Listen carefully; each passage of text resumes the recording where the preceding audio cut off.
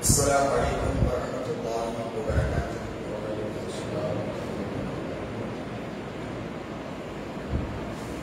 إن الحمد لله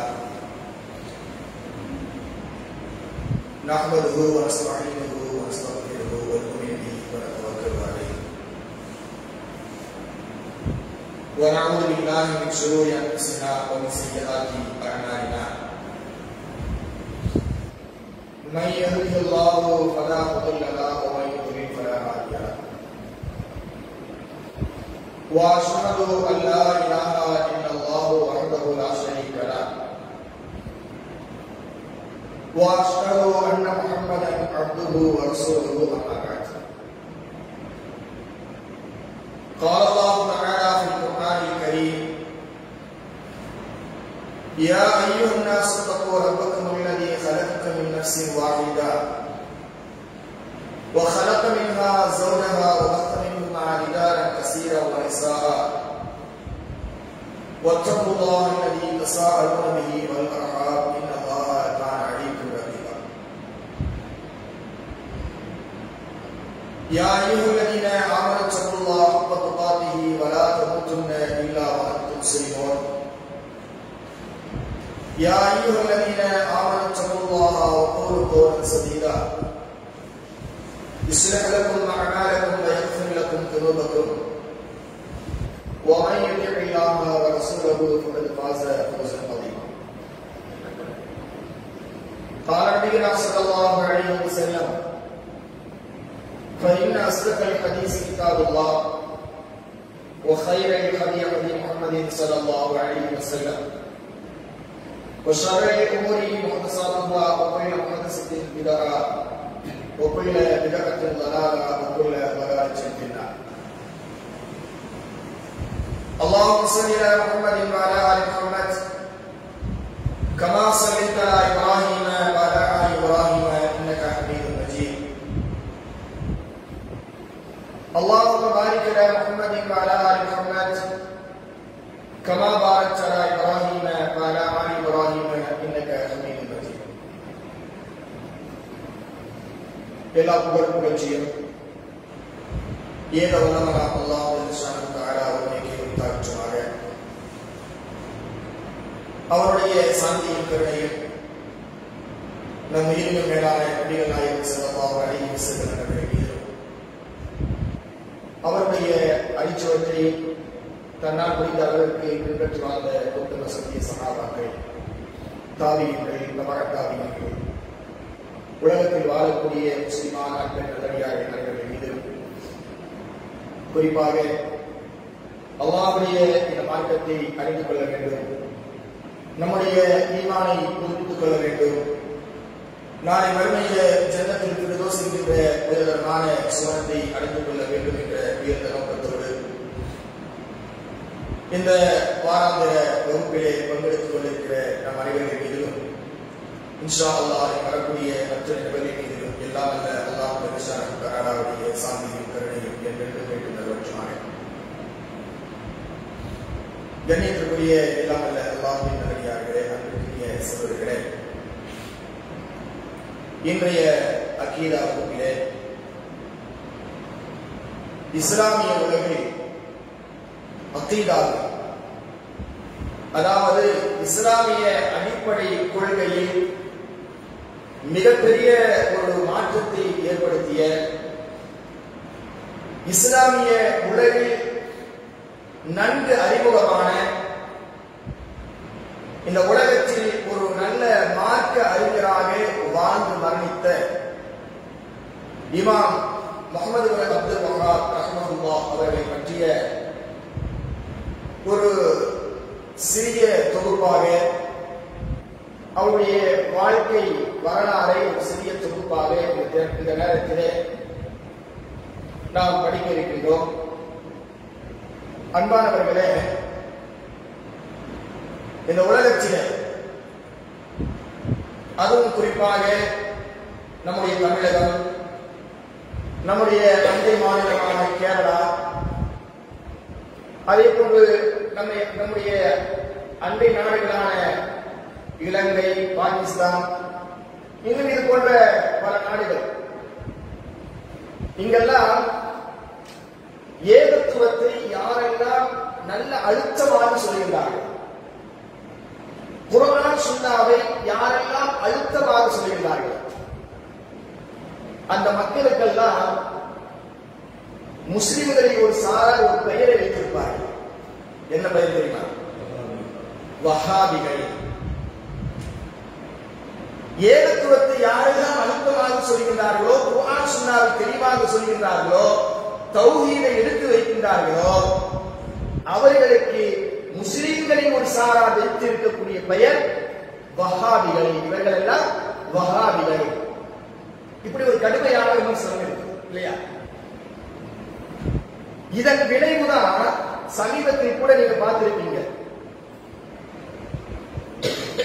நாம் தமிழர் கட்சியுடைய தலைவர் சீமான் வஹாபிசத்தை சமூக ஊடுருவலுக்கு ஒரு ஊமையாக பேசி அந்த சமூக வலைத்தளங்களை அவர் பேச்சு அளித்திருப்பதெல்லாம் நாம் பார்த்திருக்கோம். அவர் பேசியது நமக்கு ஒரு பெரிய ஆச்சரியம் இல்லை. ஏனென்று கேட்டால் இஸ்லாமிய சமூகத்தில் இருக்கக்கூடியவர்களை அப்படித்தான் நம்ம பார்க்கிறாங்க இல்லையா? வஹாபிசம் என்கின்ற ஒரு இசத்தை, ஒரு கொள்கையை இந்த முகமது பின் அப்துல் வஹாப் கொண்டு வந்தார். சமூக ஊடுருவலாக அவரை நியமித்தார்கள் என்றெல்லாம் முஸ்லிம்களின் ஒரு சாராரை அப்படி பேசிக் கொண்டிருக்கின்ற பொழுது சீமான் பேசுவது நமக்கு ஆச்சரியம் கிடையாது. ஆனால் உண்மையில் முகமது பின் அப்துல் வஹாப் யார்? அவருடைய பணிகள் என்ன? அவர்கள் இந்த சமூகத்திற்காக ஆற்றிய தொண்டுகள் என்ன? இந்த கொள்கையை பிரச்சாரம் செய்வதற்காக அவர் எப்படிப்பட்ட துன்பங்களை எல்லாம் அனுபவித்தார்? உண்மையில் முகமது பின் அப்துல் வஹாப் ரஹ்மத்துல்லாஹி அவர்கள் ஒரு முஸ்லிம் சமூக புனர் நிர்மாணத்தை, இஸ்லாமிய அடிப்படை கொள்கையை இந்த உலகத்தில் குர்ஆன் சுன்னா நிழலில் அவர்களை உட்படுத்துவதற்காக வேண்டி அவர் மிகப்பெரிய ஒரு தியாகத்தை மேற்கொண்டவர்கள். நீங்க பார்த்தீங்கன்னா முகமது பின் அப்துல் வஹாப் சொல்றோம். முகமது என்பது அவருடைய இயற்பெயர் முகமது. அப்துல் வஹாப் என்பது அவருடைய தந்தையின் பெயர் தான். இந்த குர்ஆன் சுன்னாவுடைய எதிரிகள் இருக்கிறாங்க, பரம எதிரிகள். அவங்க என்ன செஞ்சிட்டாங்கன்னு சொன்னா, முகமது என்ற அந்த பெயரில் அவர் ஒரு இசத்தை ஆரம்பித்தார். முகமது இசம் என்ற ஒரு இசத்தை ஆரம்பித்தார் என்று சொன்னால் அது மக்களுக்கு மத்தியில் எடுபடாது. முகமதியம் அப்படின்றார்.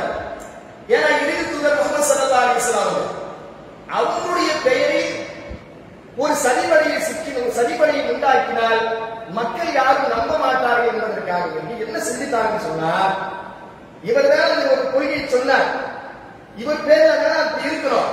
ஆனா என்ன செஞ்சுட்டாங்கன்னு சொன்னா, முகமது என்பதை விட்டுவிட்டு அப்துல் வஹாப் என்று சொல்லக்கூடிய அவருடைய தந்தையின் பெயர் அப்படியே கூப்பிட ஆரம்பிச்சாங்க. அவர் முகமது என்று கூட கூப்பிடல, அப்துல் வஹாப் என்று கூப்பிட ஆரம்பிச்சு இவர் ஒரு வஹாபி, ஒரு கொள்கையை, வஹாபிசத்தை இவர் என்ன செய்கிறார், பரப்பிக் கொண்டிருக்கிறார் என்று பொய்யான பிரச்சாரத்தையும் பேசியும் எழுதியும் கொள்ளுகிறார்.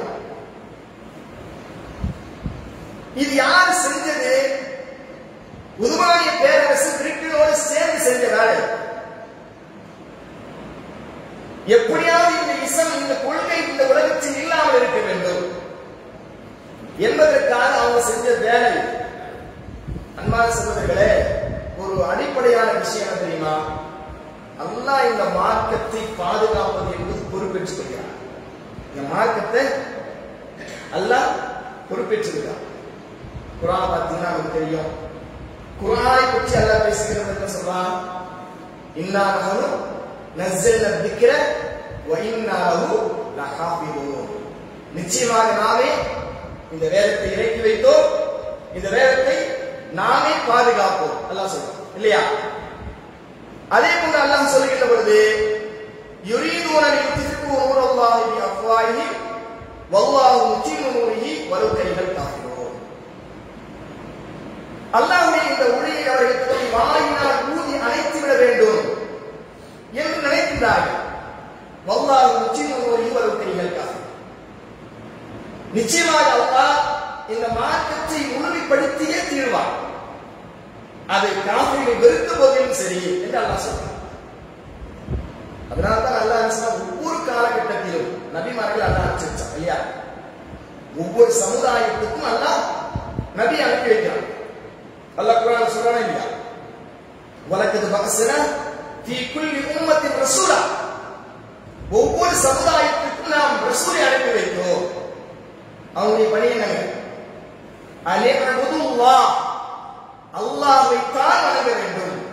வஜ்தனிபுத் தாகூத், ஷைத்தான்களை விட்டு விலகி இருக்க வேண்டும் என்று போதிக்குமாறு நாம் என்ன செஞ்சோம்? ஒவ்வொரு சமுதாயத்துக்கும் நாம தூதர்களை அனுப்பி வச்சோம். எல்லா தூதரும் வந்தார்கள். அவங்களுடைய பணியும் வருதாதான் அல்லாஹ் சொல்றான் இல்லையா? வமா அர்சல்னா மின் கப்லிக மின் ரசூலின், நபியே உமக்கு முன்னால் அனுப்பி வைக்கப்பட்ட எல்லா நபிமார்களுக்கும் நாம் ஒரு வஹி செய்தியை அனுப்பினோம். இல்லா நூஹி, எல்லா நபிமார்களுக்கும் ஒரு வஹி செய்தி நாம் அனுப்பினோம். என்ன வஹி செய்தி? அன்னஹு லா இலாஹ இல்லா அன ஃபஅபுதூன், நிச்சயமாக வணக்கத்திற்கு தகுதியான அல்லாஹ்வை தவிர வேறு எந்த கடவுளும் கிடையாது. இந்த வஹி செய்தியை சொல்லாமல் எந்த நபிமார்களும் இல்லை.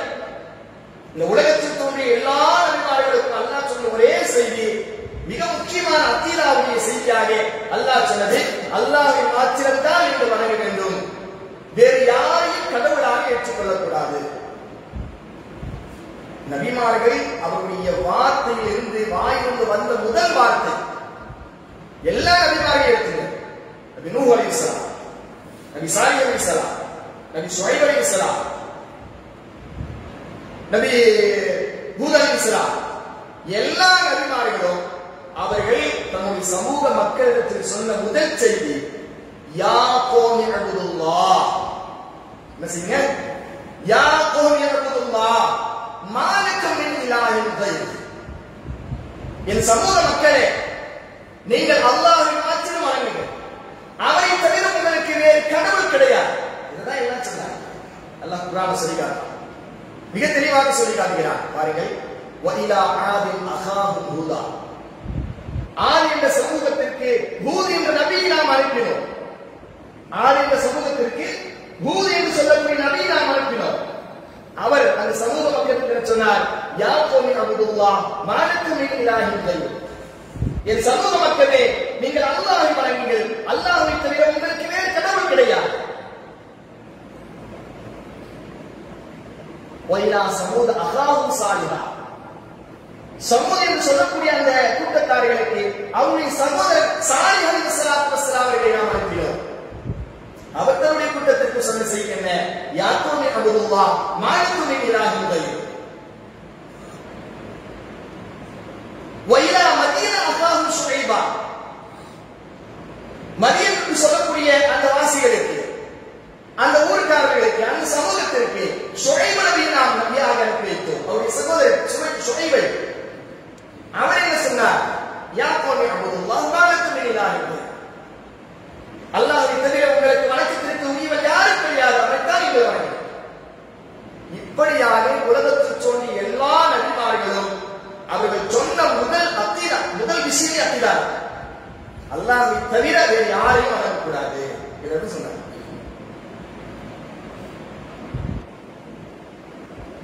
காலங்கள் மாற மாற எல்லோரும் அந்த மார்க்கத்திலேயே அவர்கள் கொண்டு வந்த அந்த மார்க்கத்திலேயே இருப்பார்களா என்று சொன்னா இருக்க மாட்டாங்க. காலம் செல்ல செல்ல அப்படியே என்ன செய்வாங்க? தௌஹீதிலிருந்து தடம் பிறந்துவாங்க. அதுல இறுதியாக வந்தவங்க ஸல்லல்லாஹு அலைஹி வஸல்லம் அழைச்சிட்டே இருந்தாங்க. முஹம்மது ஸல்லல்லாஹு அலைஹி வஸல்லம் வந்தாங்க. அவங்களுடைய காலகட்டம் எப்படி இருந்துச்சு எல்லாரும் கேள்விப்பட்டிருக்கோம், எப்படி இருந்தது என்று. அந்த சமூக மக்களையே, அந்த காலத்தையே நம்ம என்ன சொல்றோம்? ஐயாவுல் ஜாஹிலியா. வரலாற்று ஆசிரியர்கள் அந்த காலத்தை எப்படி பதிவு செய்யறாங்க சொன்னா அது ஐயாவுல் ஜாஹில் அறியாமை காலம் என்று. ஏன்னா அப்படித்தான் இருந்தாங்க. அறியாமையின் சேற்றிலே அழுத்தி இருந்தார்கள். மூட நம்பிக்கை என்று சொல்லக்கூடிய முறைநாட்டத்திலே மூழ்கி இருந்தார்கள். ஆளுக்கு ஒரு கடவுள் நாளுக்கு ஒரு தெய்வம் என்ற அர்த்தமற்ற அறியாமை சித்தாந்தத்தில் இருந்தார்கள். கருத்தை இழந்து கலாச்சாரத்தை துறந்து கட்டவிழ்த்து விடப்பட்ட காட்டெருமைகளாய் வெளிப்பிடித்த பாலைவனத்து ஒட்டங்களாய் உலர்ந்து திரிந்து கொண்டிருந்தார்கள் அந்த மக்கள். அதனால்தான் ஐயாவுல் ஜாஹில் 360 சிலைங்க நம்பத்துள்ளாக அல்லாஹ்வை மட்டுமே வணங்க வேண்டும் என்பதற்காக முதலாக கட்டப்பட்ட எழுப்பப்பட்ட அந்த காபத்துல்லாஹ்வை 360 சிலைகள் லாத், உஸ்ஸா, மனாத், ஹுபுல், இப்ராஹிம் நபி சிலை, இஸ்மாயில் அலைஹிஸ்ஸலாம் சிலை, இப்படியாக இருந்த சமூகம். அந்த சமூக மக்களிடத்திலே அல்லாஹ்வுடைய தூதர் எப்படி பாடுபட்டிருப்பார்கள் கொஞ்சம் சிந்திச்சு பாருங்க. எப்படி பாடுபட்டிருப்பாங்க? சொன்ன வார்த்தை என்ன? அன்னமா இலாஹுக்கும் இலாஹு வாஹித் சொன்னாங்களா இல்ல? சொல்லலாம். உங்கள் கடவுள் அல்லாஹ், உங்கள் இறைவன் அல்லாஹ் ஒரே இறைவன் தான். அந்த இறைவனை தான் நீங்கள் வணங்குங்கள். பாடுபட்டாங்க. பல தியாகங்கள். ஊரை விட்டு ஒதுக்கப்பட்டார்கள். உறவினர்கள் ஒதுக்கினார்கள். கல்லால் அடிக்கப்பட்டார்கள். எவ்வளவோ துன்பங்கள். அல்லாஹ் இந்த மார்க்கத்தை பாதுகாத்தான். அல்லாஹ்வுடைய மார்க்கம் இது. அல்லாஹ்வுடைய மார்க்கம். பல துன்பங்களுக்கு பின்னால் என்ன நடந்தது? ஃபத்ஹ் மக்கா, மக்கா வெற்றி கொள்ளப்படுகிறது. எந்த சிலைகள் எல்லாம் தன்னுடைய கடவுள்கள் என்று வணங்கி வழிபட்டுக் கொண்டிருந்தார்களோ அந்த மக்களே என்ன செஞ்சாங்க? வரலாற்று படிச்சு பார்க்கிறோம். இக்ரிமா ரலியல்லாஹு தஆலா போன்ற சஹாபா பெருமக்கள் எல்லாம் திருக்குர்ஆனுடைய வசனம் வகுல் ஜாஅல் ஹக் வஸஹகல் பாத்தில் இன்னல் பாத்தில கான ஸஹூக், சத்தியம் அழிந்துவிட்டது, அசத்தியம் அழிந்துவிட்டது, நிச்சயம் அசத்தியம் அழிந்தே தீரும் என்ற திருக்குர்ஆனுடைய வசனங்களை ஓதிக்கொண்டே காபாவை கலக்கப்படுத்திக் கொண்டிருந்த அந்த கற்பனை சிலைகளை எல்லாம் உடைத்திருந்த வரலாறு இன்னும் பசுமையாக இருந்து கொண்டிருக்கிறது. பெருமானாருடைய ஸல்லல்லாஹு அலைஹி வஸல்லம் மிகப்பெரிய ஒரு தியாகம். தியாகத்திற்கு பின்னால் தான் மிகப்பெரிய ஒரு மாற்றம். 23 ஆண்டு காலங்கள் மார்க்கத்தை முழுமைப்படுத்தி விட்டார்கள். மார்க்கத்தில் உள்ள எல்லா ஆச்சாரங்களையும் ஒழித்து விட்டார்கள். தன்னுடைய இறுதி ஹஜ்ஜின் பொழுது அவைகளை எல்லாம் தன்னுடைய காலில் போட்டு நான் மிதித்து விட்டேன் என்று சொன்னார்கள். ஐயோ அக்மல்து லக்கும் தீனக்கும் அல்லாஹ் சொல்லிட்டான். இந்த மார்க்கம் பரிபூர்ணமாகிவிட்டது. வஅத்மம்து அலைக்கும் நிஅமத்தி, என்னுடைய நிஅமத்தை என்னுடைய அருளை நான் பரிபூர்ணமாக்கி விட்டேன், முழுமைப்படுத்தி விட்டேன் அல்லாஹ் சொல்றான். ஸல்லல்லாஹு அலைஹி வஸல்லம் காலம் முடிஞ்சிருச்சு. அதுக்கு பின்னால இந்த சமூகம் அப்படியே இருக்குமா? இந்த சமூகம் அப்படி எப்படி சீர்திருத்தப்பட்டதோ அதே சீர்திருத்தத்தை இந்த சமூகம் இருந்துச்சா? கொள்கை குழப்பங்கள் ஏற்படலையா? இவ்வளவு கொள்கை குழப்பங்கள் ஏற்பட்டுச்சு தெரியுமா? ஸல்லல்லாஹு அலைஹி வஸல்லம் அவர்கள் இருந்த வரைக்கும் ஒன்றும் பிரச்சனை இல்லை. ஏன்னா அதுக்கு பின்னாடி நபி கிடையாது. அல்லாஹ்வுடைய தூதருக்கு பின்னால், இறுதி தூதருக்கு பின்னால் வேறொரு தூதர் வருவாரா? சமுதாயம் சீர்கேட்டில் பக்கம் போயிட்டு வருகிறது. அதை யார் சீர் செய்வது? சமூகத்தை யார் வழிநடத்துவது? அல்லாஹ் தெளிவா சொல்றான். வமா மாகா முஹம்மது அபா அஹத் மின் ரிஜாலிக், முஹம்மத் உங்களின் யாரும் ஆடவர்களுக்கு தந்தை அல்ல, ஆண்களுக்கு தந்தை அல்ல. வலாக்கின் ரசூலுல்லாஹி ஹாத்தமன் நபி, என்றாலும் ரசூல் அல்லாஹ்வுடைய இறுதி ரசூலாகவும் முத்திரை பெற்ற முழுமை நபியாகவும் இருக்கிறார். முடிஞ்சு போச்சு. இனி நபி வரமாட்டாங்க, ரசூல் வரமாட்டாங்க. அல்லாஹ்வுடைய திருத்தூதர் சொல்றாங்க, ஹாத்தமன் நபி லா நபிய பாதி, நான் தான் இறுதி நபி, எனக்கு பின்னால் யாரும் நபி வரமாட்டாங்க. சரி, அப்புறம் எப்படி சமுதாயம் சீர்கத்திலே அவர்களுக்கு பின்னால் சீர்கத்திலே போனால் யார் அதை சீர்திருத்துவது? யார் அதை வழிநடத்துவது? யார் வழிநடத்துவது? அல்லாஹ் ஒரு ஏற்பாடு செய்யற மாதிரி சுப்ஹானல்லாஹ். அல்லாஹ் இந்த மார்க்கத்தை பாதுகாக்க வேண்டும் என்பதற்காக வேண்டி, அல்லாஹ் இந்த மார்க்கத்தை பாதுகாக்க வேண்டும் என்பதற்காக வேண்டி அல்லாஹ் ஒரு ஏற்பாடு செய்கிறார். அதை அல்லாஹ்வுடைய திருத்தூதர் ஸல்லல்லாஹு அலைஹி சொல்றாங்க, இன்னல்லாஹ யபஸு அலா ரஸி குல்லி மிஅத்தின் ஸனா மா யுஜத்து ஹதினா. அல்லாஹ் சொல்றாங்க, ஸல்லல்லாஹு அலைஹி சொல்றாங்க, ஒவ்வொரு நூற்றாண்டின் ஆரம்ப பகுதியிலும் ஒரு முஜத்திதை, ஒரு சீர்திருத்தவாதி அல்லாஹ் ஏற்பாடு செய்து கொண்டே இருப்பார். நபி வரமாட்டாங்க, இனிமேல் நபி கிடையாது, அதை ஈமான் கொள்ளணும். ஆனா ஒவ்வொரு நூற்றாண்டின் ஆரம்பத்திலேயும் அல்லாஹ் ஒரு சீர்திருத்தவாதியை இந்த உலகத்திற்கு அனுப்பிக் கொண்டே இருப்பார். அது சீர்திருத்தம் பண்ணுவார். இதை நீங்க வரலாற்று ரீதியாக பார்க்கலாம். முஹம்மது ஸல்லல்லாஹு அலைஹி வஸல்லம் அவர்கள் வஃபாத் ஆயிடுறாங்க. மௌத் ஆயிடுறாங்க. இந்த மௌத் செய்தியை கேட்டு சஹாபாக்கள் ஜீரணிக்க முடியல. எத்தனையோ முஸ்லிம்கள் முர்த்ததாக போயிட்டாங்க. இனி அவ்வளவுதான், இந்த மார்க்கம் முடிஞ்சு போச்சு, இந்த மார்க்கத்துக்கு நமக்கு சம்பந்தம் இல்லை என்று சொல்லி முர்த்ததாக போயிடுறாங்க, மதம் மாறி விடுகிறார்கள். இன்னும் சில சஹாபாக்கள் செய்வதறியாது திகைத்துக் கொண்டிருக்கிறார்கள். எந்த அளவுக்கு சொன்னா, உமர் ரலியல்லாஹு தஆலா போன்ற சஹாபாக்கள் அவங்களால ஜீரணிக்க முடியல. முஹம்மது இறந்து விட்டார், ஜீரணிக்க முடியல. உமர் ரலியல்லாஹு தஆலா என்ன செய்தாங்க தெரியுமா? ஆயிஷா ரலியல்லாஹு தஆலா அவருடைய வீட்டின் வாசலில் நின்று கொண்டு தன்னுடைய கையிலே வாளை வைத்துக் கொண்டு, யாராவது முஹம்மது இறந்து விட்டார் என்று சொன்னால் அவருடைய தலையை நான் கொய்து விடுவேன் என்று கர்ஜனை செய்கிறார். அவருக்கு ஒன்றாக பணி, முஹம்மது இறந்து விட்டார் என்று யாராவது சொன்னால் அவங்க தலையை நான் கொய்து விடுவேன் என்கிறார். யார்? ரலியல்லாஹு தஆலா சொல்றாங்க. முடியல அவங்களால. சஹாபாக்கள் என்னடா இது, எப்படி நாம் இதுல இருந்து எப்படி தப்பிப்பது? மிகப்பெரிய ஒரு கொள்கை குழப்பமாக இருக்குது.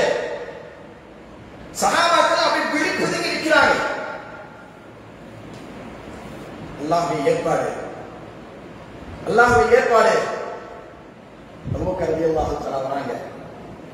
அந்த சபையில் அவங்க இல்ல, வெளியே போயிருந்தாங்க. மரண செய்தியை கேட்டு வராங்க, வஃபாத் செய்தியை கேட்டு வராங்க. வந்து நேரா வந்து ஸல்லல்லாஹு அலைஹி வஸல்லம் நெற்றியை முத்தமிட்டு சஹாபாக்களுக்கு மத்தியில் தோன்றாங்க. ஒன்று சொன்னாங்க, திருக்குர்ஆனுடைய வசனம் 3வது அத்தியாயத்தில் 144வது வசனத்தை ஓதுறாங்க. வமா முஹம்மதுன் இல்லா ரசூல் கத் கலத் மின் கப்லிஹி ரசூல். முஹம்மது இறைவனின் தூதர் என்று இல்லை. என்ன முஹம்மதுக்கு மரணம் இல்லை நினைச்சிருக்காங்க? அவர் ஒரு மனிதர், ஒரு தூதர்.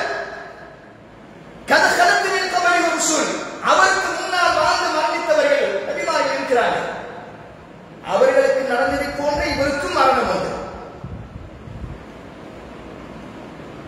முன் சென்ற நபிமார்கள் இறந்து போனார்களா இல்லையா, அதே போன்று இவருக்கும் மரணம் உண்டு. அந்த செய்தியை சொல்றாங்க. சஹாபாக்களுக்கு தான் அப்பதான் நடந்தது, அப்பதான் நடந்தாங்க. ஏன் இன்னும் சில தஃசீர்ல எழுதுறாங்க, இப்படி ஒரு ஆயத்து இருக்கிறது என்பதை நாங்கள் தெரியாதவர்களை போன்று நாங்கள் இருந்தோம். முஹம்மது இல்லா ரசூல் கத் கலத் மின் கப்லிஹி ரசூல். முஹம்மது இறைவனின் தூதர் என்று வேறு அல்ல. கத் கலத் மின் கப்லிஹி ரசூல். அவருக்கு முன்னால் காலம் சென்றுவிட்ட தூதர்களை போன்று இவருக்கும் மரணம் இருக்கிறது என்ற செய்தி உள்ளடக்கக்கூடிய அந்த ஆயத்தை ஓதிய பிறகுதான் அவர்கள் தெளிவுபெற்றார்கள். அல்லாஹ் அந்த கட்டத்தை அபூபக்கர் ரலியல்லாஹு தஆலா அவர்களை வைத்து அந்த இஸ்லாத்தை அல்லாஹ் காப்பாற்றினார். அதுபோன்று வரலாற்று ரீதியாக நாம் எடுத்துக்கொண்டு பார்த்தோம் என்று சொன்னால், இமாம் அஹ்மது பின் ஹம்பல் ரஹ்மத்துல்லாஹ் அவருடைய காலகட்டம் மிகப்பெரிய கொள்கை குழப்பங்கள் எல்லாம் ஏற்பட்டது. நிறைய குழப்பங்கள். முஅத்தஸிலாக்கள் குர்ஆன் படைக்கப்பட்டது என்ற முரட்டுவாதத்தை விட்டார்கள். குர்ஆன் படைக்கப்பட்டதா இருக்கக்கூடாது, தெளிவா சொல்லுங்க. முஅத்தஸிலாக்கள் சொன்னார்கள் குர்ஆன் படைக்கப்பட்டது என்று சொல்லக்கூடிய முரட்டு வாதத்தில் பிடிவாதத்துடன் இருந்தார்கள். இமாம் அஹ்மத் ரஹ்மத்துல்லாஹி அவர்கள் அதனை தலையிட்டு அஹ்லு சுன்னாவுடைய அறிஞர்கள் அதை தலையிட்டு மிகப்பெரிய அந்த கொள்கைகளை எல்லாம் குளித்தோண்டு புதைத்தார்கள். இல்ல படைக்கப்பட்டதல்ல, அல்லாஹ்வால் இறக்கப்பட்டது. இது போன்று பல கொள்கைகள் குழப்பங்கள் எல்லாம் அந்த நேரத்தில் ஏற்பட்டது. அல்லாஹ் என்ன செய்யறான், இப்படியாக ஒவ்வொரு காலகட்டத்திலும் ஒரு முஜத்திதுகள், ஒரு சீர்திருத்தவாதிகளை இந்த மார்க்கத்தை காப்பாற்ற வேண்டும், இந்த மார்க்கத்தை காப்பாற்றுவதாக அல்லாஹ் பொறுப்பேற்றிருக்கிறான். அதனால் ஒவ்வொரு காலத்தினுடைய நூற்றாண்டின் ஆரம்பத்திலையும் என்ன செய்யறான், அல்லாஹ் ஒரு சீர்திருத்தவாதியை இந்த உலகத்திற்கு அனுப்பிக்கொண்டே வருகிறான். அப்படி வந்தவங்களை ஒருவர்தான் நாம படிக்க போறது முஹம்மது இப்னு அப்துல் வஹாப் ரஹ்மத்துல்லாஹ். அவங்க கிபி 1115 பிறக்கிறாங்க. கிபி 1115 அப்படின்னு சொன்னா கிட்டத்தட்ட இன்றைய வருடத்திலிருந்து ஒரு 325-326 வருடங்களுக்கு முன்னால் வாழ்ந்தவங்க தான் யாரு? முஹம்மது இப்னு அப்துல் வஹாப் ரஹ்மத்துல்லாஹ்.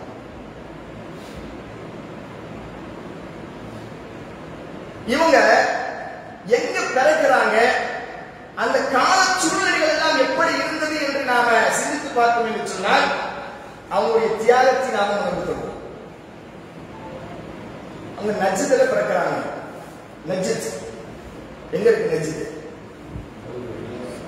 சவுதி அரேபியா மட்டும்தான் இருக்கு. நஜ்த் 2 நஜ்த் இருக்குங்க. ஈராக்ல ஒரு நஜ்த் இருக்கு, சவுதி அரேபியால ஒரு நஜ்த் இருக்கு. ஆனா இன்றைக்கு நஜ்த் என்ற அந்த பெயரில் சவுதியில இல்ல, அது ரியாத்தாக மாறிடுச்சு. சவுதி அரேபியாவுடைய தலைநகரமாக இன்றைக்கு இருக்கக்கூடிய ரியாத் தான் அன்றைய காலகட்டத்தில் நஜ்த் பிரதேசமாக இருந்தது. ஈராக்ல ஒரு நஜ்த் இருக்கு. இந்த குர்ஆன் சுன்னாவுடைய எதிரிகள் என்ன செய்வாங்க தெரியுமா? இந்த நஜ்தை அந்த நஜ்தோடு ஒப்பிட்டுவாங்க. எப்படியாவது முஹம்மது இப்னு அப்துல் வஹாப் ரஹ்மத்துல்லாஹி அவர்கள் மீது பழியை சுமத்த வேண்டும், இவர் ஒரு வஹாபிசத்தை தொடங்கிவிட்டார் என்பதை அவர்கள் மீது பழி சுமத்த வேண்டும் என்பதற்காக வேண்டி ஒரு செய்தியை போடுவார். அல்லாஹ்வுடைய தூதர் ஸல்லல்லாஹு அலைஹி வஸல்லம் ஒரு கட்டத்தில் ஒரு பிரார்த்தனை செய்வாங்க. அல்லாஹும்ம பாரிக் லனா ஃபீ ஷாமினா வ ஃபீ யமனினா என்று துஆ செய்வாங்க. யா அல்லாஹ், ஷாம் பிரதேசத்திற்கும் யமன் பிரதேசத்திற்கும் நீ பரக்கத்தை கொடு அப்படின்னு சொல்லி, அபிவிருத்தியை கொடு சொல்லி துஆ செய்வாங்க. அப்ப சஹாபாக்கள் சொல்லுவாங்க, காலுஃபி நஜ்தினா, நஜ்துக்காகவும் நீங்க துஆ செய்யுங்களே அப்படின்னு சொல்லுவாங்க. 2-3 தடவை கேட்பாங்க. ஸல்லல்லாஹு அலைஹி வஸல்லம் செய்ய மாட்டாங்க. செய்யாம சொல்லுவாங்க. என்ன சொல்லுவாங்க தெரியுமா? அந்த ஹதீஸில் வருகிறது, கால ஹுனாக அஸ்ஸலாஸிலு வல் ஃபித்னு வ பிஹா யத்லு கர்னு ஷைத்தான். அப்படி செய்யாம அங்கிருந்து தான் குழப்பங்கள் வரும். எங்கிருந்து தான்? நஜ்துக்காக துஆ செய்ய சொன்னாங்களா இல்லையா? நஜ்துக்கு துஆ செய்ய மாட்டாங்க. யமனுக்கும் ஷாமுக்கும் துஆ செஞ்சுருவாங்க, நஜ்துக்காக துஆ செய்ய மாட்டாங்க. ஏன் துஆ செய்ய மாட்டாங்கன்னு சொன்னால், வ பிஹா அங்கிருந்து தான் ஹுனாக அங்கிருந்து தான் அஸ்ஸலாஸில் நிலநடுக்கங்கள் ஏற்படும். அங்க நிலநடுக்கம் ஏற்படும். இன்னைக்கெல்லாம் கண் கூட பார்த்துட்டு இருக்கோம். குழப்பங்கள் ஏற்படும். வபிஹா யத்ரு கர்னு ஷைத்தான், ஷைத்தானுடைய கொம்பு அங்கிருந்து தான் உதயமாகும். இந்த ஹதீஸ் எடுத்துப்பாங்க. இப்ப நஜ்துக்காக வேண்டிய அல்லாஹ்வுடைய தூதர் துஆ செய்ய இல்லையா? அந்த நஜ்தில் பிறந்தவர் தான் இவர் என்று முஹம்மது இப்னு அப்துல் வஹாப் இப்படி சொல்றாங்க. இவர் ஒரு குழப்பவாதி, குழப்பம் அங்கிருந்து பிறக்கும் சொன்னாங்களா இல்லையா? ஸல்லல்லாஹு அலைஹி வஸல்லம் அவர்தான் இவர், அப்படிப்பட்ட குழப்பவாதி தான் இவர் என்று சொல்லி இதோட முடிச்சு கொடுத்துவாங்க. ஆனால் ஹாஃபிஸ் இப்னு ஹஜர் ரஹ்மத்துல்லாஹி போன்றவர்கள் மிகத் தெளிவாக தன்னுடைய ஃபத்ஹுல் பாரி என்ற கிதாபில் எழுதுறாங்க, இந்த நஜ்த் வேற அந்த நஜ்த் வேற.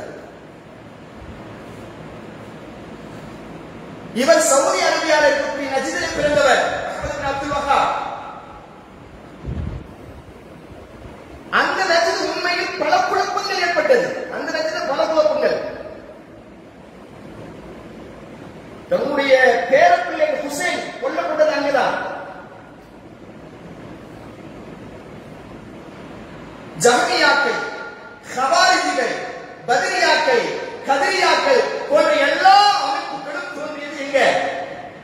அந்த லட்சத்தில் இருந்துதான். பல குழப்பங்கள் வந்ததுதான் அங்குதான். குழப்பவாதிகள் எல்லாம் உருவெடுத்தது ஃபுல்லா அங்கிருந்துதான். அல்லாஹ்வுடைய திருத்தூதருடைய முன்னறிவிப்பு அது. அதற்கு இவருக்கு சம்மதம் கிடையாது. ஆனா இவங்க என்ன செஞ்சிருவாங்க? இவர்கள் முடிச்சு போட்டு எப்படியாவது வஹாபிசத்தை மக்களுக்கு மத்தியிலே தவறாக காட்ட வேண்டும் என்பதற்காக வேண்டி இதோடு அதை முடிச்சு போட்டு என்ன செய்வாங்க? இன்றைக்கு கூட நம்ம யூடியூப்ல பார்க்கலாம். ஜமானி போன்றவர்கள் எல்லாம் என்ன செய்வாங்க? இதைதான் பேசுவாங்க. அப்ப இவங்க கரைக்கிறாங்க. நஜ்த் என்று சொல்லக்கூடிய அந்த பிரதேசம் இன்றைய சவுதி அரேபியாவுடைய தலைநகரமாக இருக்கக்கூடிய ரியாத். அதிலிருந்து ஒரு வடமேற்கு பகுதியில் இருக்கக்கூடிய ஒரு 70 கிலோமீட்டருக்கு அப்பால ஒரைனா என்று சொல்லக்கூடிய ஒரு ஊர். அந்த ஊர்ல தான் இமாம் அவர்கள் பிறக்கின்றார்கள். அவருடைய தந்தை மிகப்பெரிய ஒரு ஹாஃபிதர், காரி, நீதிபதி, மார்க்க அறிஞர்.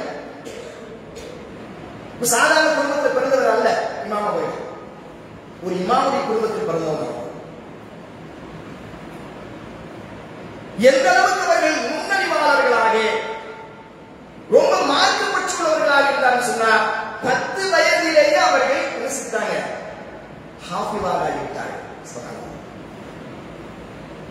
உண்மையில் தலைச்சிறந்த அந்த இமாமுகள் எல்லாம் அவருடைய வரலாறுகள் எல்லாம் நம்ம எடுத்து படித்து பார்த்தோம்னா எல்லாரும் ஹாஃபிதாக இருப்பாங்க.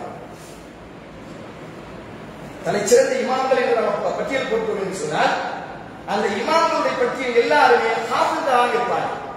இமாம் புகாரி ஹாஃபிஸ். அப்போ 10 வயசுலயே என்ன செஞ்சான்னு சொன்னா ஹாஃபிஸ் ஆகிவிட்டார். மார்க்கத்தில் ரொம்ப ஈடுபாடு உள்ளவர். 13 வயசுல அவருக்கு ஆர்வம் வருகிறது ஹஜ்ஜுக்கு போனோம். 13 வயசு ஹஜ்ஜுக்கு. அந்த காலத்துல ஹஜ்ஜுக்கு ஒரு சாதாரண விஷயம் இல்லை. இன்னைக்கெல்லாம் ரியாத்ல இருந்து என்ன செஞ்சிடலாம்? மக்காவுக்கு 1 மணி நேரத்துல பிளைட்ல போயிடலாம். பஸ்ல போனா ஒரு 5 மணி நேரம் 6 மணி நேரம் ஆகும். பிளைட்ல போனா 1 மணி நேரத்துல போயிடலாம். ஆனா அன்றைக்கு 13 வயது சிறுவர் தனியாக ஹஜ்ஜுக்கு போக வேண்டும் என்று நாடினா அது சாதாரணமான விஷயம் அல்ல. தன்னுடைய தந்தையிடத்தில் தன்னுடைய ஆவலை சொல்றாங்க. அவர் மீது அந்த மார்க்கத்தின் மீது இருக்கக்கூடிய அந்த பற்றின் உணர்வாக அந்த தகப்பனார் என்ன செய்கிறார்? ஒத்துக்கொள்கிறார்.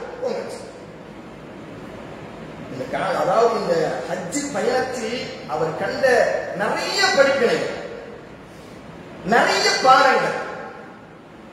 இந்த காலத்துல எப்படி இருந்தது என்று சொன்னால் வரலாற்று ஆசிரியர்கள் எழுதுறாங்க. ஹிஜ்ரி 900க்கு பிறகு, ஹிஜ்ரி 900க்கு பிறகு ஒட்டுமொத்த இஸ்லாமிய உலகம் ரொம்ப வீழ்ச்சியில் தான் இருந்துச்சு. எல்லா துறையும், அரசியல் துறை, ஆன்மீக துறை, கல்வித்துறை, பொருளாதாரத்துறை, எல்லாத்துறையும் வீழ்ச்சியில தான் இருந்துச்சு. அதை எல்லாம் தட்டு எழுப்பியவர்கள் இமாம் முஹம்மது பின் அப்துல் வஹாப் ரஹ்மத்துல்லாஹி அலைஹி. வெறும் தௌஹீதுக்காக மாத்திரம் அவங்க பாடுபடல, எல்லா துறைகளிலும் அவர்கள் கால்பதித்தவர்கள். அவர்கள் எந்த அளவுக்கு சொன்னா இஸ்லாமிய உலகம் ரொம்ப இருண்ட, அதாவது அந்த காலத்தையும் ஒரு இருண்ட ஒரு காலமாகத்தான் வரலாற்று ஆசிரியர்கள் எழுதுறாங்க. பழைய ஐயாமுல் ஜாஹிலியா சொல்லுவா இல்லையா? அந்த பழைய கால ஐயாமை கால பழக்க வழக்கங்கள் எல்லாம் அந்த சமூகத்தில் இருந்துச்சு. ஒட்டுமொத்த இஸ்லாமிய உலகத்திலே அப்படிதான் காணப்பட்டுச்சு. எந்த அளவுக்கு சொன்னா அவர்கள் பிறக்கக்கூடிய அந்த கால பகுதி எப்படி இருந்து சொன்னா மரங்களை வணங்கிக் கொண்டிருந்தார்கள். மரங்கள், மரத்தை வணங்கினாங்க, கபர்களை வணங்கினாங்க, குகைகளை வணங்கினாங்க. யாருக்கெல்லாம் கபர் இருந்துச்சு தெரியுமா? இப்னு அப்பாஸ் அவங்களுக்கு தாயிஃப்ல கபர், ஹதீஜா ரலியல்லாஹு தஆலா அன்ஹா மக்கால கபர், தர்கா. இப்படிப்பட்ட ஒரு காலகட்டத்தில் இன்னும் சொல்ல போனால் அன்றைய ஆலிம்கள் கூட, மார்க்க அறிஞர்கள் கூட மார்க்கத்தில் எந்த அளவுக்கு தெளிவில்லாமல் இருந்தார்கள் என்பதற்கு ஒரு எடுத்துக்காட்டு இமாம் ஹுசைன் ரஹ்மத்துல்லாஹி அவர்கள் சொல்வார்கள். ஹஜ்ஜுக்கு போறாங்க, ஹஜ்ஜுக்கு போறாங்க. ஹஜ்ஜுக்கு போய் கொண்டிருக்கிற பொழுது காபத்துல்லா அது பக்கத்துல ஒரு பெரிய ஆள், நல்ல மார்க்கம் படித்தவர், குர்ஆன் சுன்னா அடிப்படையில் பேசக்கூடியவர். அவர் சொற்பொழிவு நிகழ்த்தி கொண்டிருக்கிறார், பயான் பேசுறார். இமாம் வந்து சின்ன புள்ள, 13 வயசு, ஹஜ்ஜுக்கு வந்திருக்கிறாங்க. அந்த சொற்பொழிவை கேட்ட மாத்திரத்திலேயே அங்க போய் உட்கார்ந்துறாங்க. அவ்வளவு ஈர்ப்பான ஒரு நல்ல பயான், நல்ல சொற்பொழிவு, குர்ஆன் சுன்னா அடிப்படையில் பேசுகிறார். எல்லாம் பேசுகிறார். பேசி முடிந்துவிட்டு அவர் தன்னுடைய இருப்பிடத்திலிருந்து எழுந்திருக்கின்ற பொழுது ஒரு வார்த்தையை சொல்லி இருந்திருப்பார். யா கஅபத்துல்லா அப்படின்னு இருப்பார். எப்படி இருப்பாருங்க? நம்மளே எப்படி இருப்போம்? யா அல்லாஹ் என்று. அந்த அறிஞர் யா கஅபத்துல்லா என்று இருக்கிறார். உங்க பார்க்கிறாங்க, ஆச்சரியம் உங்களுக்கு தாங்க முடியல. என்னடா இது? ஒரு மார்க்க அறிஞர், ஒரு மார்க்க மாமேதை, மிகப்பெரிய குர்ஆன் சுன்னா அடிப்படையில் பேசுகிறார். ஆனா என்ன விளைவு? அவர் எழுந்திருக்கின்ற பொழுது யா அல்லாஹ் என்பதற்கு பதிலாக யா கஅபத்துல்லா என்று எழுந்திருக்கிறாரே. இதை அவருக்கு உணர்த்தணும். இது தவறு, இது மிகப்பெரிய ஒரு ஷிர்கான வார்த்தை. எப்படி உனக்கு? அவர் பெரிய ஆளு, ஒரு சின்ன பிள்ளை, எப்படி உணர்த்துறது? அப்ப அவர்கள் கையாள நுணுக்கத்தை பாருங்கள். பெரியவர்களிடத்தில் எப்படி நடந்து கொள்ள வேண்டும், மார்க்க அறிஞர்களிடத்தில் நாம் எப்படி நடந்து கொள்ள வேண்டும், அவருடைய நுணுக்கத்தை பாருங்கள். இன்றைக்கெல்லாம் நம்ம சில ஹதீஸ்களை தெரிந்து கொண்டால், சில விஷயங்களை தெரிந்து கொண்டால், ஏதாவது ஒரு ஆணின் தவறாக பேசிவிட்டால் நாம் என்ன செய்வோம்? உடனே எழுந்து நின்று, இங்க வாப்பா அவன் குர்ஆன் ஓத தெரியுமான்னு சொன்னா குர்ஆன் ஓத தெரியாது. உடனே நம்ம எழுந்து நின்று, ஷேக் நீங்க இந்த தவறான ஹதீஸ் சொல்றீங்க, இது அப்படி இல்ல, இது இப்படி இல்ல என்று 4 பேர்களுக்கு மத்தியிலே அவருடைய மானத்தை வாங்கக்கூடிய நிலைமை தான் நமக்கு. கொஞ்சம் படித்த நமக்கு, கொஞ்சம் தெரிந்த நமக்கு. அவர் ஒரு ஹாஃபிஸ், மிகப்பெரிய நாக்கு மேலேறி அவர் பல பயான்கள் செஞ்சிட்டாரே. ஆனால் அறியாமையின் காரணமாகவோ அல்லது மார்க்கத்தில் சரியாக தெளிவில்லாமையின் காரணமாக இப்படிப்பட்ட ஒரு வார்த்தையை சொல்கிறாரே, அவரிடத்தில் இதை உணர்த்த வேண்டும். எப்படி உணர்த்துறது? போறாங்க, ஷேக் அவர்களே கூப்பிடுறாங்க. ஷேக் அவர்களே, நான் கொஞ்சம் சில குர்ஆனுடைய வசனங்கள் எல்லாம் மனப்பாடம் செஞ்சிருக்கேன். குர்ஆனுடைய வசனங்கள் எல்லாம் மனப்பாடம் செஞ்சிருக்கேன். சில அத்தியாயங்கள் தான் எனக்கு தெரியும். நான் அதை உங்களுக்கு ஓதி காட்டுறேன். நான் அதை உங்ககிட்ட நான் ஓதி காட்டுறேன். அது சரியா கொஞ்சம் பாருங்க. உடனே ஒரு சின்ன பிள்ளை தானே, சொல்லுங்க. ஓகே, படிக்கலாம். ஓதிட்டு வராங்க. சூரத்து நாஸ்ல ஆரம்பிக்கிறாங்க. குலாவுது பிரபின் நாஸ், மலிக் நாஸ் ஆரம்பிக்கிறாங்க. நாஸ், ஃபலக், தபத்தியதா, அஹத், அப்படியே வருது. சூரா நாஸ் எல்லாம் வந்து கொண்டே இருக்கு. இந்த ஈலாஃபி குரைஷ் என்று சொல்லக்கூடிய அத்தியாயம் இருக்குதா இல்லையா? அந்த ஆயத்தை, அந்த அத்தியாயத்தை ஓதுறாங்க. இமாம் அவர்கள் அந்த ஷேக்குக்கு முன்னாடி அந்த அத்தியாயத்தை ஓதி சொல்றாங்க, ஓதி காட்டுறாங்க. வேண்டும் என்று இவங்க என்ன செய்யறாங்க? அவரை உணர்த்துவதற்காக. இவங்களுக்கு மனப்பாடம் இல்லாமல் இல்ல, இவங்க ஹாஃபிலாச்ச ஓதிக்கொண்டே வருகிறார்கள். தி ஈலாஃபி குரைஷ் ஈலாஃபிஹிம் ரிஹ்லத ஷிதாஇ வஸ்ஸை ஃபல்யஅபுது. என்னங்க அர்த்தம்?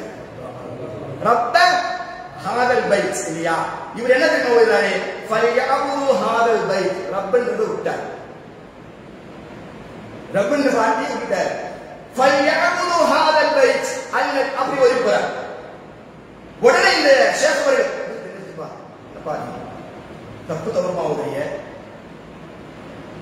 ஃபல்யஅபுது ரப்ப ஹாதல் பைத்,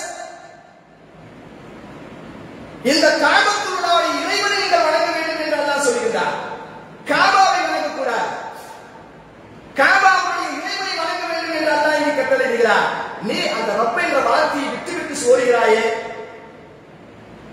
அப்ப இவர் சொன்னாரு, இந்த நிலையைத்தான் நான் நீங்கள் எந்திரிக்கும் பொழுது கண்டேன். நீங்க எந்திரிக்கும் போது யா காபத்துல்லாஹ் என்று எந்திரிச்சீங்களே, அதுவும் நான் ஓதி இது மட்டும்தான் சொல்றாங்க.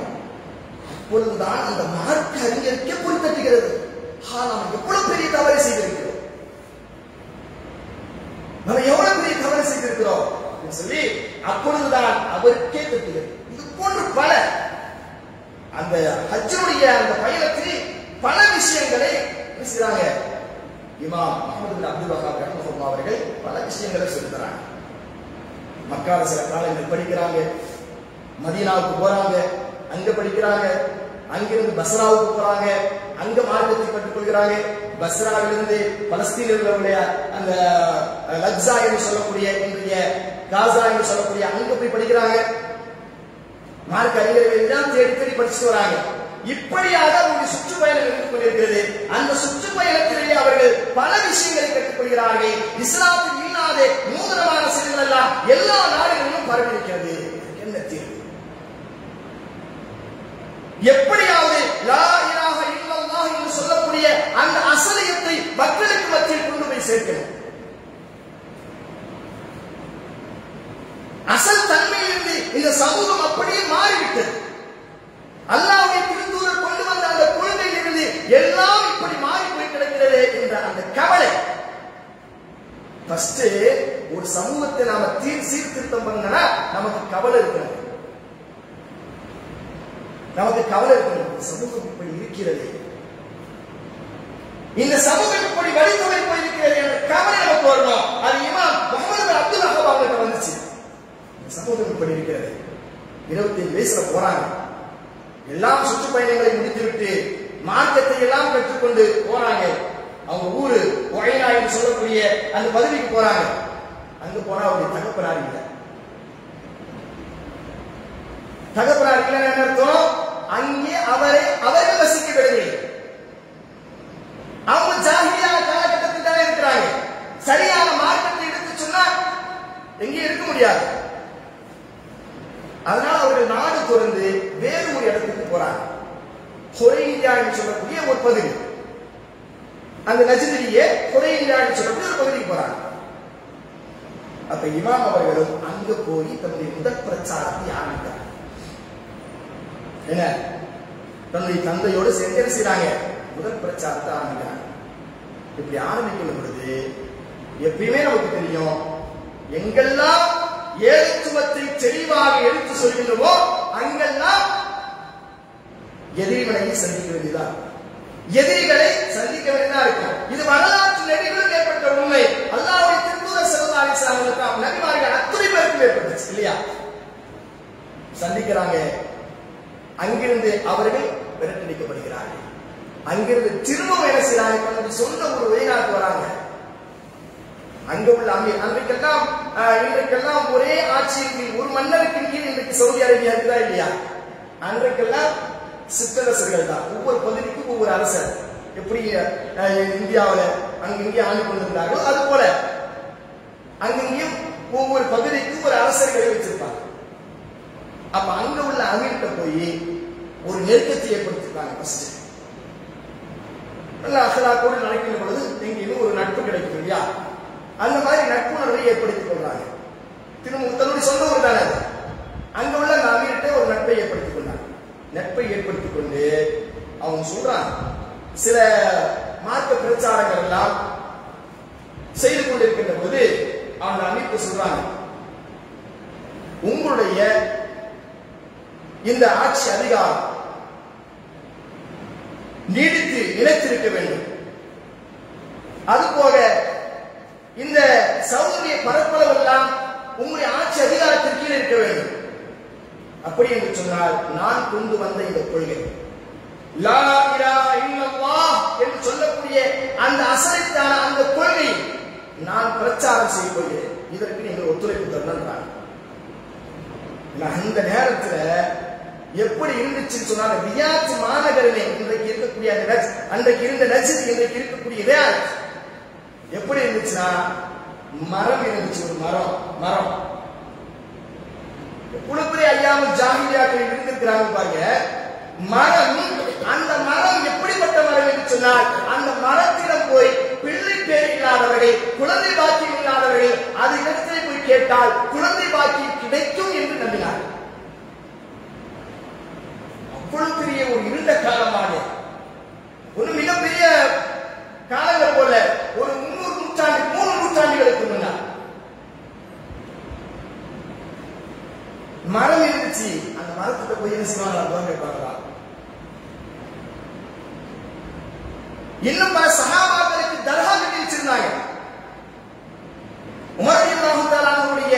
சகோதரர்.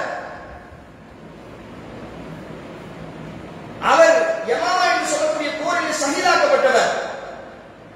அவருக்காக என்ன செய்தாங்க? ஒரு தர்காவை கட்டி வைத்து அங்கே போய் வழிபாடுகள் எல்லாம் செஞ்சு கொண்டிருந்தார்கள். இதெல்லாம் பார்க்கிறாங்க. ஆட்சியாளருக்கு சொல்றாங்க, இது சீர்திருத்தம் பண்ணணும், என்ன செய்யறது? நீங்கள் என்னோடு ஒத்துழைப்பு தந்தால் அல்லாஹ்வுடைய ஆட்சியை ஸ்திரப்படுத்துவான். இந்த ஏகத்துவ கொள்கையை அல்லாஹ் செய்வான்.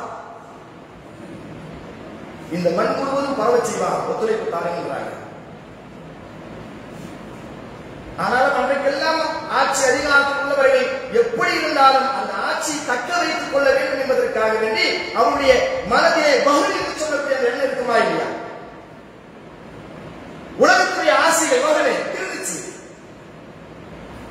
இருந்தாலும் அதையெல்லாம் முறியடித்து இமாம் அவர்கள் அவருக்கு பலவிதமான பிரச்சாரங்கள் செய்து ஒப்புக்கொள்ள வைக்கிறார்கள். ஒப்புக்கொள்ள வச்சு கிட்டத்தட்ட என்ன செய்யணும்? முதல் பிரச்சாரமாக செய்துவிட்டு மக்களுக்கு மத்தியில் மிகப்பெரிய ஒரு விழிப்புணர்வை ஏற்படுத்திட்டாங்க. அந்த பகுதியில இப்ப தர்காக்களை இல்லாமல் ஆக்கணும். முதல் விஷயம் அங்க அதுதானே மிகப்பெரிய ஒரு வழிகேடு. இதுதானே ஷிர்க். அதுதானே அல்லாஹ்வை வணங்குவதை விட்டுவிட்டு நபிமார்களுடைய நோக்கமே அல்ல. யாக்கோபி அப்துல்லாஹ் மாலிக் இல்லாஹின் கைரு என்று சொன்னாங்க எல்லா நபிமார்களும்.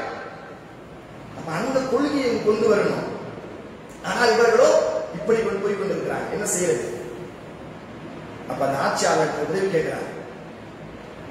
நீங்கள் என்னோட பக்கம் வளமாக இதற்கெல்லாம் உதவி புரிந்து சொன்னால் அல்லாஹ் உங்களுக்கு அருள் புரிவான், உங்களுடைய ஆட்சி அதிகாரத்தை ஸ்திரப்படுத்துவான்னு சொல்றாங்க.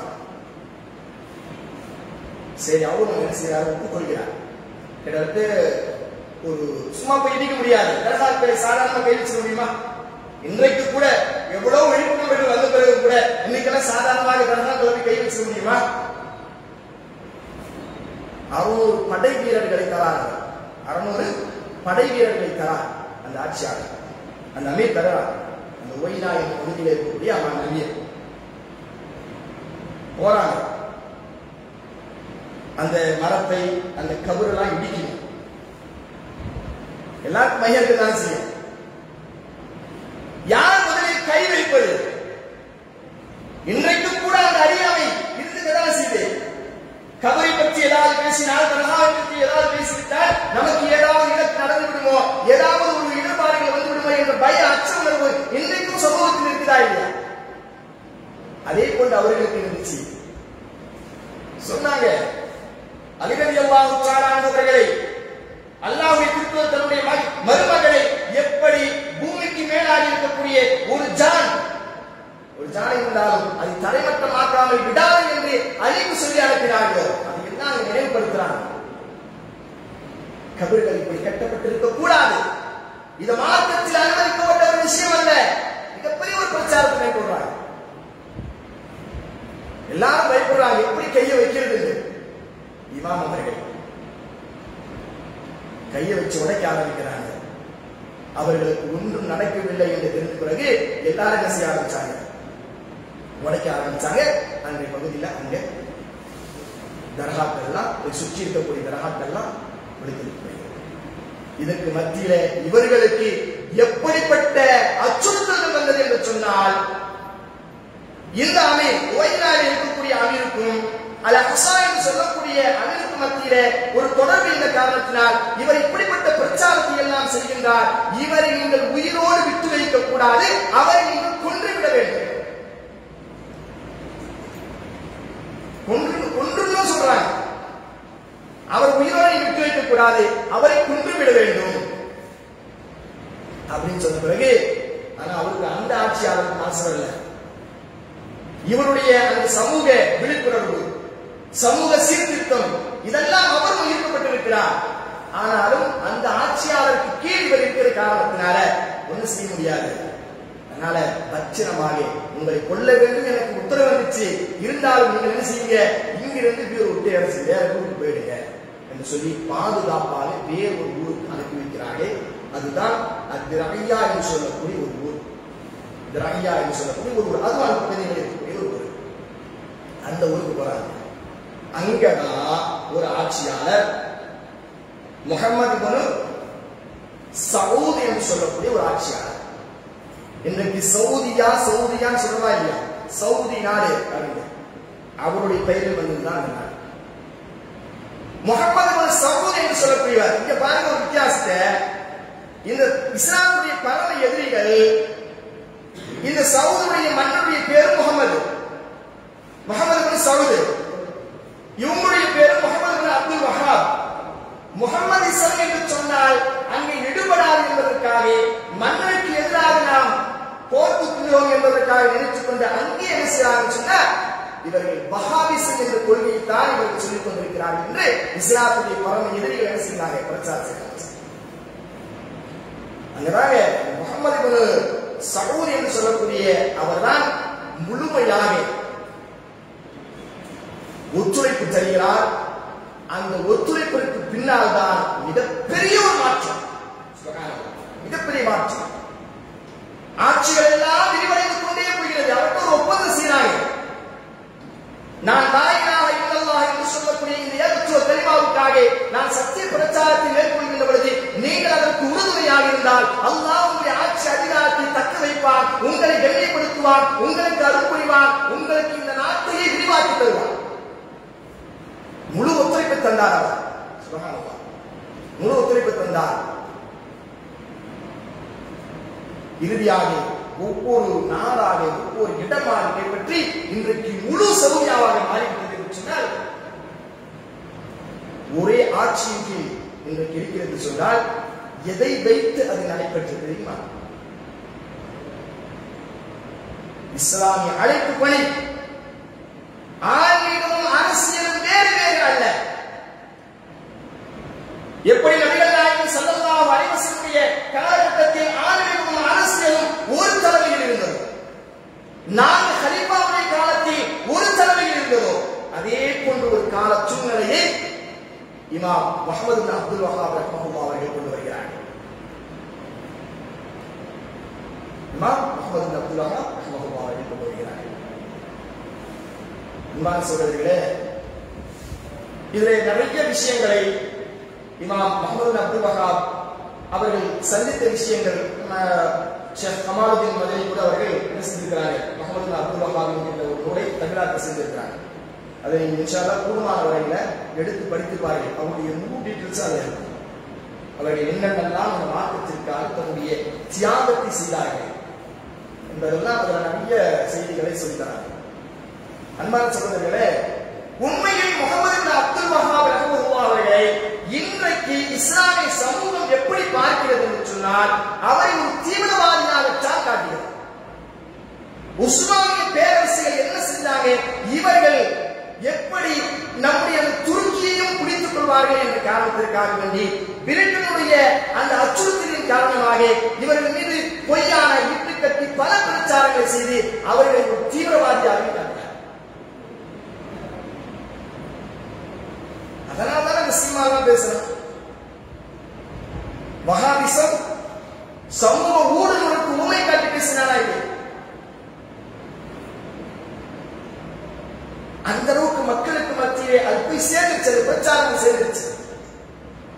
ஆனால் இன்றைக்கு மாஷா அல்லாஹ் ஓரளவுக்கு இமாம் முஹம்மது இப்னு அப்துல் வஹாப் ரஹ்மத்துல்லாஹி அவர்களை பற்றி இன்றைக்கு ஓரளவுக்கு மக்கள் புரிந்து கொண்டார்கள் அவருடைய தியாகத்தை. ஏன்னா இன்றைக்கெல்லாம் நாம் கிதாபு தௌஹீத் என்று சொல்லக்கூடிய அந்த கிதாபை படிக்கிறோம் என்று சொன்னால் அதற்கு காரணம் அவங்க உசூல் ஸலாஸா, மூன்று அடிப்படை விஷயங்கள். இதை ஒருவன் படித்தாலே, கிதாபு தௌஹீதை படித்தாலே அவருடைய கொள்கை என்ன என்பதை விளங்கிக் கொள்ளலாம். கிதாபு தௌஹீதை ஒருவன் படித்தாலே அவர்கள் கொண்டு வந்த கொள்கை என்ன, இதுதான் மார்க்கத்தின் அஸ்ஸலாஹ் கொள்கை என்பதை புரிந்து கொள்வார்கள். அன்பான சகோதரர்களே, அதனால ஒரு விஷயத்தை நாம் நிறைவேற்றிக் கொள்ள வேண்டும். நிறைய படிக்க உண்மையான இமாம்களை தெரிந்து கொள்ளுங்கள். இன்றைக்கெல்லாம் இமாம்கள் என்ற கோவையிலே கோரிகள் உருவாகி கொண்டிருக்கிறார். இமாம்கள் என்ற கோவையிலே கோரிகள் உருவாகி கொண்டு வருகிறார்கள். உண்மையான தௌஹீதை, உண்மையான ஏகத்துவத்தை, லா இலாஹ இல்லல்லாஹுடைய ஏகத்துவான தெளிவான கலிமாவை எடுத்து சொன்ன இமாம்கள் நிறைய பேர் இருக்கிறார்கள். இன்றைக்கெல்லாம்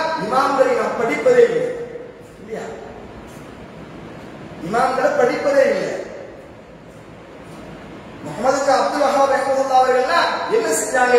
இமாம் அஹ்மத் ரஹ்மத்துல்லாஹ், அஹ்மத் இப்னு ஹம்பல் அவங்களுடைய அந்த மதுஹபை தான் பின்பற்றினார். அவங்க கொண்டு வந்த அந்த செய்தியை தான் அவங்க செஞ்சாங்க, உள்வாங்கினார். மார்க்கத்தின் நிறைய இமாம்கள் இருக்கிறார்கள் சிலர்கள், அவர்கள் எல்லாம் நாம் படிக்க வேண்டும். இதுல நமக்கு படிப்பினை என்னன்னு சொன்னா, இமாம் முஹம்மது பின் அப்துல் வஹாப் ரஹ்மத்துல்லாஹி அவர்களுக்கு நாம் பெறக்கூடிய அந்த படிப்பினை என்னன்னு சொன்னா, இந்த மார்க்கத்தை சொல்லுகின்ற பொழுது பல சங்கடங்கள் வரும், பல பிரச்சனைகள் வரும், நாடு துறக்க வேண்டியது வரும், வீட்டை விட்டு வெளியேற வேண்டியது வரும். ஆனாலும் அல்லாஹ்வுடைய மார்க்கத்தை அப்படியே அப்பளுக்கு இல்லாமல் சொல்ல வேண்டும். இதுதான் அவங்கள்ட்ட படிக்கக்கூடிய பாடம், மிகப்பெரிய பாடம், மிகப்பெரிய ஒரு பாடம் சொல்லுகிறேன். அதனால இன்றைய வகுப்புல முஹம்மது பின் அப்துல் வஹாப் ரஹ்மத்துல்லாஹி அலைஹி பற்றி இன்னும் நீண்ட செய்திகள் இருந்தபோதிலும் கூட நம்ம சுருக்கமாக உங்களுக்கு நம்ம சொல்லி தந்திருக்கிறோம். அவர்கள் மிகப்பெரிய ஒரு தொண்டாற்றி இன்றைக்கு ஒரு ஆட்சியும் அதே போன்று இஸ்லாமும் ஒரே குடையின் கீழ் ஆட்சி. இன்றைக்கெல்லாம் மக்கள் என்ன செய்யறாங்க, அது ஒரு வேற சப்ஜெக்ட், இது ஒரு வேற சப்ஜெக்ட். ஆனால் இரண்டையும் கலந்து கொடுத்ததை வெளிவுதான் இன்றைக்கு சவுதி ஒரு நல்ல ஒரு வாய்ப்பாக, நல்ல ஒரு அரசாங்கமாக இன்றைக்கு விதஅத்துகள், ஷிர்க்குகள், அனாச்சாரங்கள் இவைகளை விட்டும் ஒரு தடுக்கப்பட்ட ஒரு நாடாக இருக்கிறது சொன்னால் ரெண்டும் சேர்ந்து இருந்ததால் தான். தாவா இல்லாம அரசியல் கிடையாது. அரசியல் தனி, தாவா தனி நம்ம கொண்டு போயிட்டோம் என்று சொன்னால் இன்றைக்கு சமீபத்தில் அரசியல் செய்யக்கூடியவர்கள் பார்க்கணும்னா இல்லை, அரசியல் பேசியவர்கள், ஆன்மீகம் பேசியவர்கள், தௌஹீத பேசியவர்கள் என்ன செய்யறாங்க, ஓட்டுன்னு வந்தோடனே போறாங்க, ஓட்டு என்று வந்தோடனே என்ன செய்யறாங்க, கும்பிடு போறாங்களா இல்லையா, கோவில் போறாங்களா இல்லையா. முதலில் தாவா செய்வோம், ஏகத்துவத்தின் பக்கம் மக்களை அழைப்போம். அல்லாஹ் கொடுத்தான் அவர்கள். இமாம் அவர்களுக்கு மிகப்பெரிய ஒரு பரிசாக அவங்க சொல்றாங்க, ஒப்பந்த கோடுகளே சொல்றாங்க, அல்லாஹ் எனக்கு ஆட்சி அதிகாரத்தை தந்துவிட்டாலும் நீங்க இந்த ஊரை விட்டு போக கூடாது. முஹம்மது பின் சவுத் சொல்கிறார், இமாம் அவர்களே நீங்க இந்த ஊரை விட்டு போக கூடாது, இந்த ஊர்லயே இருக்கணும். அவங்க என்ன செஞ்சாங்க தெரியுமா, அப்படியே விரிவடைய இவர்களும் வெறுமை தாவா பணியில் ஈடுபடாமல் போர்பட தளபதிகளை எல்லாம் நியமிக்கிறது, அவங்களுக்கு பயிற்சி கொடுக்கிறது போன்ற பல செயல்களில் ஈடுபட்டாங்க. அங்கே கவர்னர்களை நியமிப்பது இதெல்லாம் இவங்க வேலை. இன்னைக்கெல்லாம் சவுதி அரேபியாவில் அங்கங்கே தாவா சென்டர் இருப்பதற்கு என்ன காரணம்? தாவா சென்டர்லாம் அந்த அரசாங்கத்தோடு ஒட்டி இருக்கும், அரசாங்கத்துடைய தலைமைக்கு கீழ்தான் வரும். ஒரு தாவா சென்டரில் ஒரு பணியாற்றுகிறார் என்று சொன்னால் அவர் அரசாங்கத்தில் பணியாற்றுகிறார். அந்த அளவுக்கு எல்லாம் இன்றைக்கு கொண்டு வந்தவர்கள் தான் யார்?